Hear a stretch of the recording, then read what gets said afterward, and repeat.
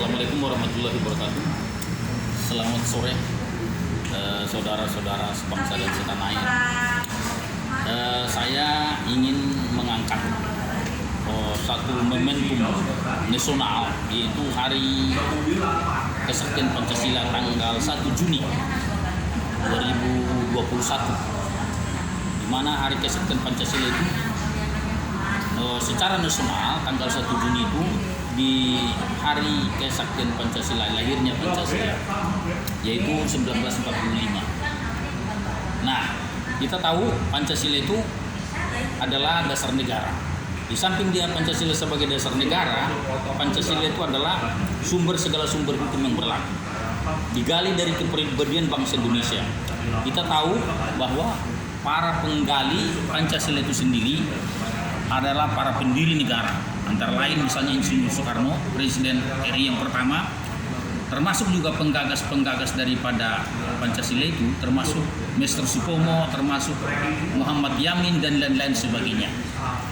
Nah, lahirnya Pancasila itu dijadikan sebagai dasar negara, dijadikan sebagai segala sumber hukum, bukan hal yang sekonyong-konyong semudah seperti itu, tetapi lewat proses pengujian secara seksama, perdebatan yang cukup panjang, di mana pada waktu itu sebelum lahirnya Pancasila itu sendiri kita mengenal namanya Piagam Jakarta.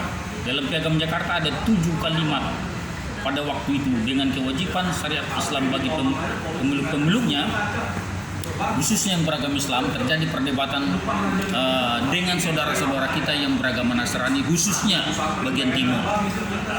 Pada waktu itu, jika pada waktu itu tidak dicoret 7 kalimat itu, mereka akan mengancam akan keluar dari negara Kesatuan Republik Indonesia.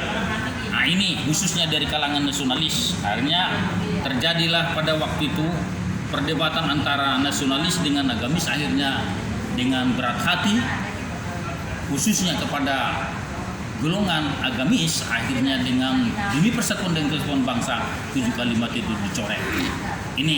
Ini yang perlu dipahami oleh sejarah, khususnya generasi muda. Kita harus menghargai para pahlawan yang mendahului kita. Bangsa yang besar adalah bangsa yang menghargai para pahlawannya. Karena betapa saktinya Pancasila ini sebagai dasar negara. Kita bangga sebagai bangsa Indonesia, di mana bangsa Indonesia ini terdiri pada macam-macam suku, terdiri dari macam-macam bahasa, dari Sabang sampai Merauke. Sebagai negara kesatuan juga ada yang menguntungkan bagi bangsa Indonesia. Letak Indonesia dan cukup strategis di garis khatulistiwa. Ini luar biasa. Jadi ini adalah faktor keberuntungan bagi bangsa Indonesia yang jumlahnya 260 juta rakyat Indonesia ini harus menyadari ini, harus tetap mempertahankan Pancasila ini sebagai dasar negara. Ini dalam semua ajas-ajas kebangsaan, entah apapun, tetap mempunyai landasan Pancasila dan Undang-Undang Dasar 45. Saya ucapkan selamat Hari Kesaktian Pancasila. Pancasila ini benar-benar harus kita jaga dan tidak dilestarikan. Saya berharap Pancasila ini supaya benar-benar diambil makna yang terkandung di dalamnya. Waktu zaman Orde Baru kita mengenal namanya P4.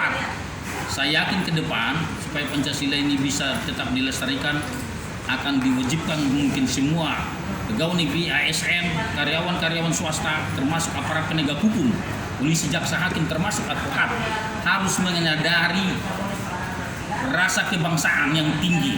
Ini saya rasa bisa diterapkan kembali kepada pelajar mahasiswa, sehingga benar-benar Pancasila ini benar-benar dihayati dan diamalkan dalam kehidupan sehari-hari. Itu yang bisa saya sampaikan untuk sore hari ini. Terima kasih. Wassalamualaikum warahmatullahi wabarakatuh. Hidup negara Kesatuan Republik Indonesia. NKRI adalah harga mati.